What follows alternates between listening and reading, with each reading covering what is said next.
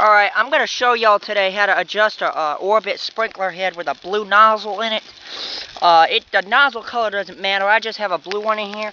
But basically, what you do is you turn it this way to turn it down, or you turn it up like this. And that right there is how I like it, because as you can see, it's spraying out nicely.